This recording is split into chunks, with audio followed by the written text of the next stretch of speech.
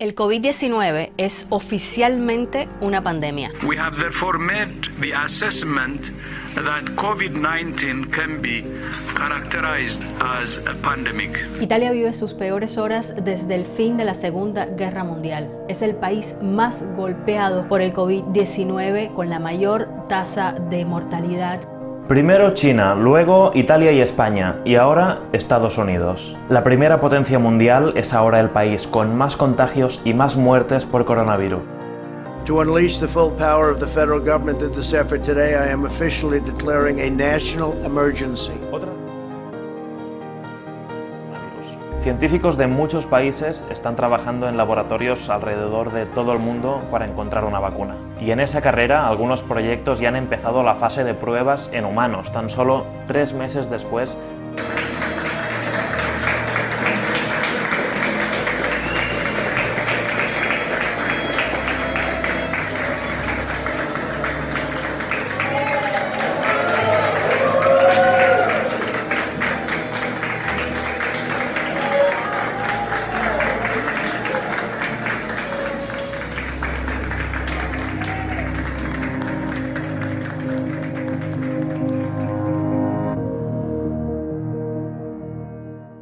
Saludos a todos, de nuevo gracias por permitirnos entrar a sus hogares a través de este canal.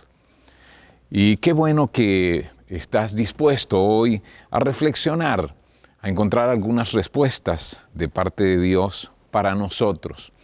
Hoy vamos a terminar nuestra serie Más allá del sufrimiento, haciéndonos algunas preguntas difíciles relacionadas con el dolor, con las pérdidas y con las dificultades más duras de la vida. Eso que muchos de nosotros hemos vivido o nos toca vivir. Y no es que pretenda responder todas las preguntas difíciles acerca del dolor y de la adversidad, pero esta es una invitación a pensar en esos asuntos importantes relacionados con la vida, con tu vida, con mi vida. El sufrimiento es útil cuando hacemos preguntas importantes y nos tomamos el tiempo para pensar en ellas. Pero el sufrimiento es dañino cuando nos negamos a hacer preguntas y perdemos las lecciones que pueden ser de beneficio para nosotros. Muchos se han hecho algunas de estas preguntas que hoy vamos a hacernos. La presencia del sufrimiento es necesariamente la ausencia de Dios. Si hay sufrimiento, ¿significa entonces que Dios no está presente? ¿Es insuperable este obstáculo para nuestra fe? Para creer con sinceridad en un amoroso y omnipotente Padre, ¿tengo entonces que obviar y hasta negar la realidad del mal y del dolor a mi alrededor? Si Dios es todopoderoso, ¿es responsable de todo nuestro dolor y sufrimiento? ¿Por qué muchas veces Dios permite el sufrimiento cuando puede detenerlo con su infinito poder? ¿Cómo puedo seguir confiando en Dios en medio del dolor? En medio del dolor que estamos atravesando.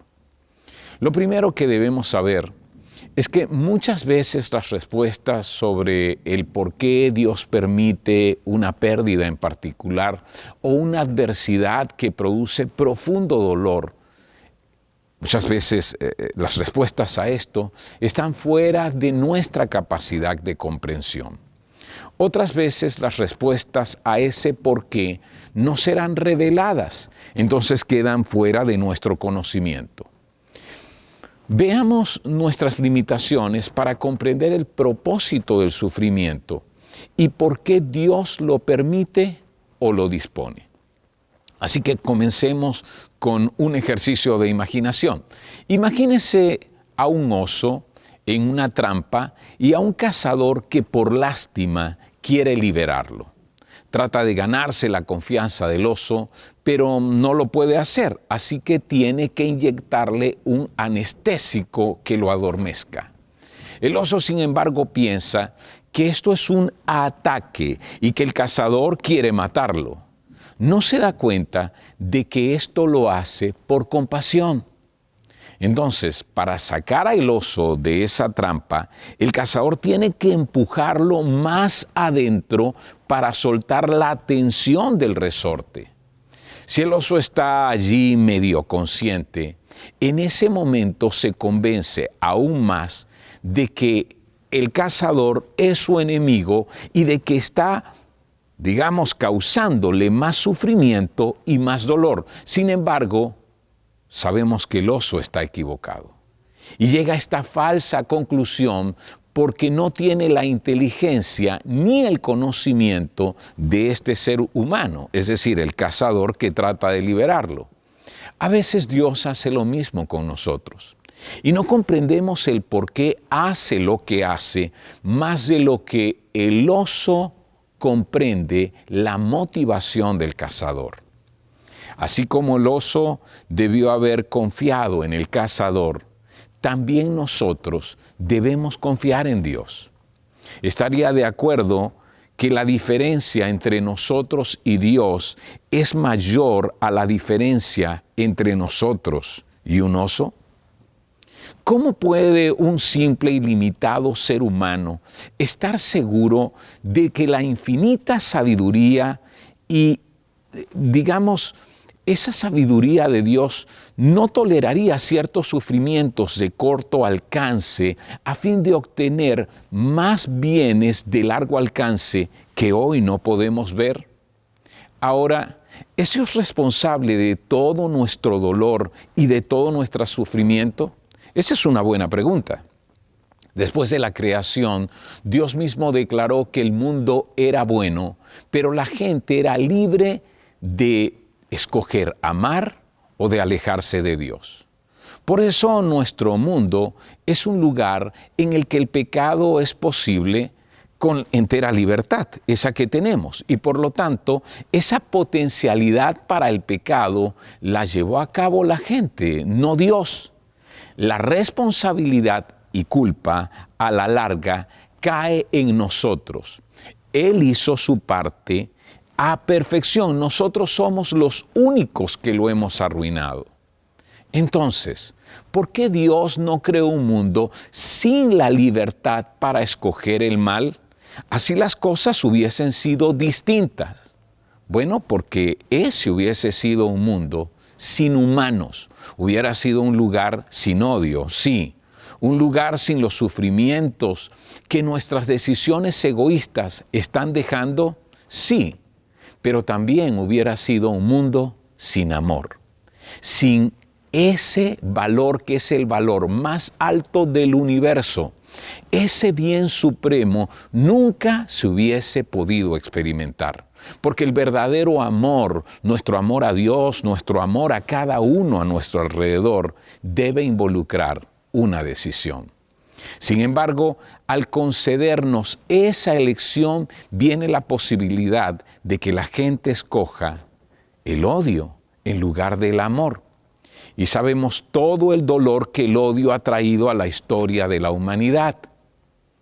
Leemos historias de hombres malvados, de situaciones críticas como el Holocausto, los campos de matanza en Camboya, el genocidio en Ruanda, las salas de tortura en América del Sur.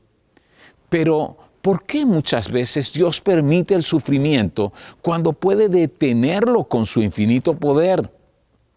Para responder a esta pregunta, observémonos a nosotros mismos. Muchas veces como padre, permitimos el sufrimiento en nuestros hijos, ¿no es cierto? Y no les hacemos sus tareas, no los ponemos en una vidriera para protegerlos de todo el dolor.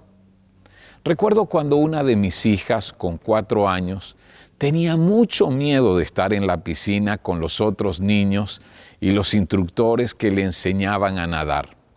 Por varios días, siempre que su mamá le colocaba los flotadores y la metía en la piscina olímpica para sus lecciones de natación, ella pasaba todos esos 45 minutos llorando y suplicando que la sacáramos.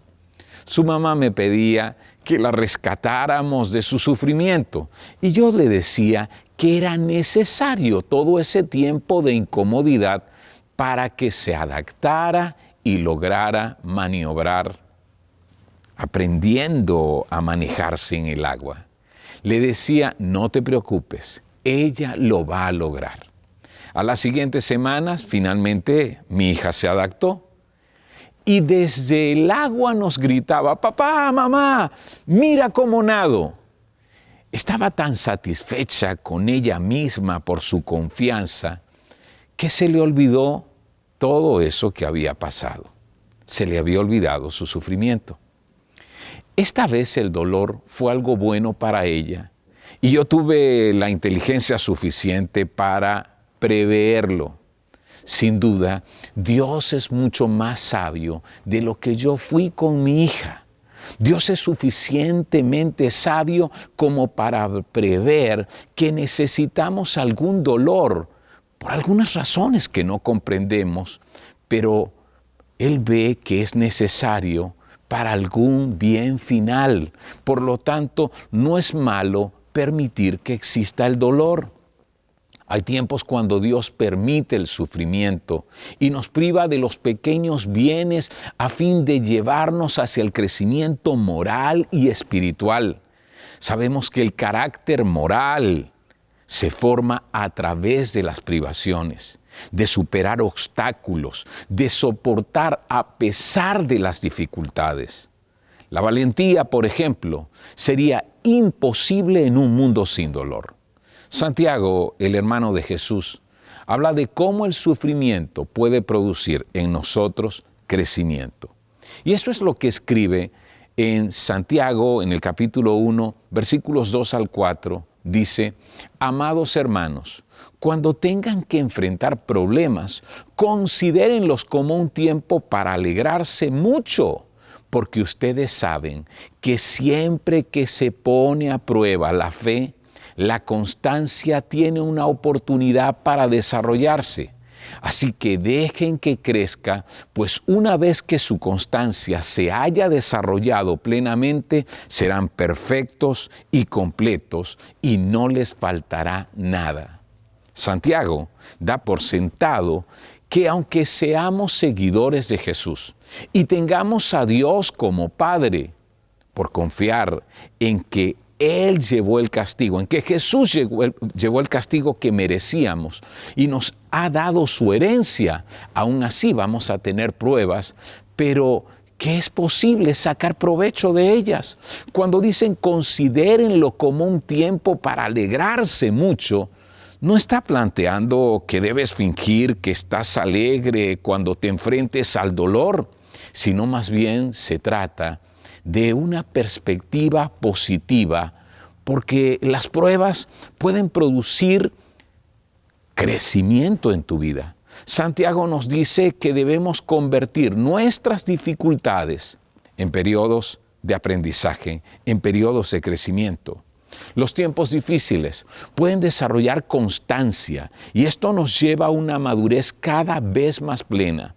A eso es lo que se refiere cuando dice serán perfectos y completos. Está hablando de llegar a un nivel más alto de madurez.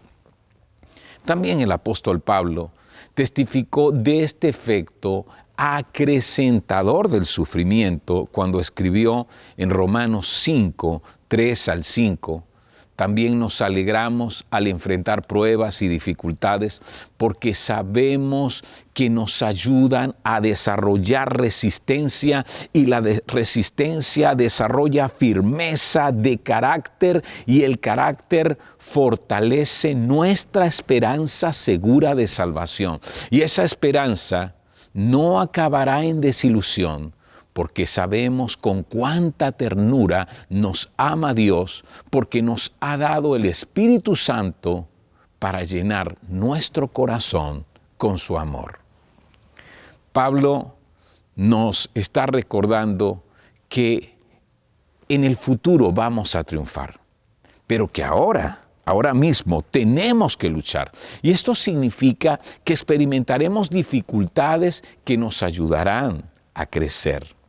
Nos alegramos al enfrentar pruebas y dificultades, dice, no porque nos guste el dolor que nos causan, sino porque sabemos que Dios usa las dificultades de la vida y los ataques de nuestros enemigos espirituales para edificar nuestro carácter.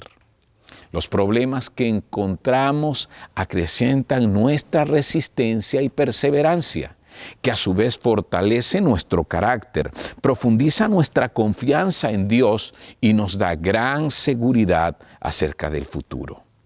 Gracias a Dios por estas oportunidades de crecer y por permitirnos enfrentarlas con su fortaleza. Aceptemos esto.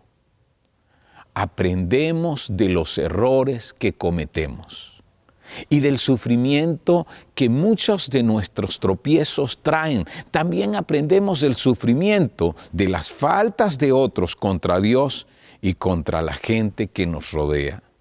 El propósito de nuestra vida en este mundo no es la comodidad, sino la práctica y la preparación para la eternidad. Dios nos ha colocado en un universo que es una máquina que forma nuestras almas. Parte de ese proceso es aprender, madurar y crecer mediante las dificultades y las experiencias retadoras y dolorosas. Ahora, ¿cómo puedo seguir confiando en Dios en medio de tanto dolor? Esto también nos preguntamos. Dios no se limita a conocer el bien y el mal presente, sino que también Él conoce el bien y el mal futuro con su inmensa sabiduría que excede a la nuestra. Él nos ha demostrado cómo la peor cosa que ha pasado en la historia del mundo terminó resultando en lo mejor, y me refiero a la muerte de Cristo, sí, a la muerte del mismo Dios en la cruz. En ese tiempo nadie vio que algo bueno resultaría de esa tragedia. Y sin embargo, Dios previó que el resultado sería la reconciliación de los seres humanos con Dios. Eso que la Biblia llama salvación. Sigamos por un momento el hilo de esta historia. Imagínese que usted es el diablo, que es el enemigo de Dios y lo quiere matar, pero no puede. Sin embargo, Dios tiene esta debilidad absurda. Ha creado y ama infinitamente a los seres humanos. Sí, a nosotros. Ahora, usted tiene rehenes, entonces simplemente viene al mundo, lo corrompe a toda la humanidad y arrastra a algunos de ellos al infierno. Cuando Dios manda profetas para iluminarlos, usted, que es el diablo, mata a los profetas. Entonces Dios hace lo más imprudente de todas las cosas, manda a su propio Hijo y juega bajo las reglas de este mundo. Usted dice, como Satanás, no puedo creer que se vuelva loco, el amor le confundió completamente. Todo lo que tengo que hacer es inspirar a algunos de mis agentes, a Herodes, a Pilatos, a Caifás, a los soldados romanos, y hacer que lo crucifiquen. Y eso es lo que usted hace. De modo que allí cuelga Jesús en una cruz, abandonado por el hombre y al parecer por Dios, sangrando de muerte y clamando, Dios mío, ¿por qué me has desamparado? ¿Qué siente ahora si es el diablo? Se siente triunfador, siente que ha vencido, pero no podría estar más equivocado. Ese es el triunfo supremo y su derrota suprema. ¿Sabes qué? Metió el talón en su boca y usted mordió. Ahora, muchas veces cuando sangramos y sufrimos, como Cristo lo hizo, quizás ahora está pasando lo mismo. Quizás es el momento en que Dios sigue derrotando al diablo. Durante la crucifixión los discípulos no veían qué resultaría de esto. No podían ver que algo bueno podía pasar de todo esto. De manera similar, a menudo enfrentamos luchas pruebas y sufrimientos, y a veces no somos capaces de imaginar que vendrá algo bueno de todo esto. Sin embargo, vimos lo que sucedió en el caso de Jesús y podemos estar seguros que así también será en nuestro caso. Por ejemplo, los mejores cristianos de la historia parecen decir que sus sufrimientos terminaron acercándolos más a Dios. Así que esta es la mejor cosa que pudo pasar, no la peor. Así que puede decir que la peor tragedia de la historia trajo el acontecimiento más glorioso de la historia. Recuerda el momento más decisivo de la oración que Jesús hizo al Padre en el jardín del Getsemaní antes de ser apresado, juzgado injustamente y condenado a muerte. Esta aparece en Mateo 26, versículo 39. Él se adelantó un poco más y se inclinó rostro en tierra mientras oraba: Padre mío, si es posible, pasa de mí esta copa de sufrimiento. Sin embargo, quiero que se haga tu voluntad, no la mía. Esta oración de Jesús nos revela su terrible sufrimiento. Su agonía fue por la muerte, ya que tuvo que pagar personalmente por todos los pecados y experimentar la separación de Dios. El Hijo de Dios, completamente recto, tomó nuestros pecados para salvarnos del sufrimiento y la separación eterna de Dios. En tiempos de sufrimiento, a veces nos gustaría ver el futuro y entender por qué de nuestras angustias. Jesús sabía lo que le esperaba, sabía el por qué, y con todo su batalla fue intensa, más dislocadora que cualquier otra batalla anterior. ¿Qué necesitas para decir, hágase tu voluntad? ¿Qué necesitas para orar de esta manera?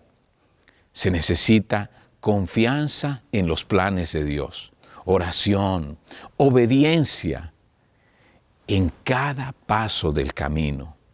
Fue en la cruz y en la muerte de Jesús como el colmo de la maldad trajo como resultado la suprema bondad, y asimismo puede suceder en otro lado, aún en cada una de nuestras vidas. Aquí Dios levanta la cortina y nos deja ver al otro lado y simplemente dice: confía en mí. Dios muchas veces te está diciendo, en medio de tus angustias y tu dolor, confía en mí. ¿Puedes hacerlo hoy? ¿Qué te parece si oramos? Vamos a orar. Después de responder algunas preguntas, creo que necesitamos acercarnos a Dios. Querido Dios, gracias por hablar a nuestras vidas y gracias por hablar a nuestro corazón. Gracias porque a través de la muerte de tu Hijo podemos ver tu gran amor por nosotros. Gracias por lo que has hecho por nosotros a través de Jesús. Él entregó su vida. Él llevó las consecuencias que nosotros merecíamos. Él llevó el dolor que nosotros merecíamos por nuestra rebelión contra ti, por darte la espalda. Él nos dio su herencia. Él nos dio la condición de hijos. Cuando abrazamos a Jesús por la fe, entonces podemos recibir todas esas cosas. Señor, muchas veces enfrentamos el dolor y el sufrimiento y nos acercamos a ti como Jesús, diciendo: pasa de mí esta copa amarga, pasa de mí esta copa de sufrimiento, quítala. Pero Señor, hoy escuchamos tu voz diciéndonos: confía en mí, confía en mí. Así como la cruz, el acto más grande de sufrimiento, el acto más grande de dolor, trajo la mayor bendición. Así también muchas veces nuestro dolor, nuestro sufrimiento puede traer un mayor bien, una mayor bendición, mayor crecimiento a nuestras vidas. Enséñanos a confiar en ti, a esperar en ti, saber que tú tienes el control.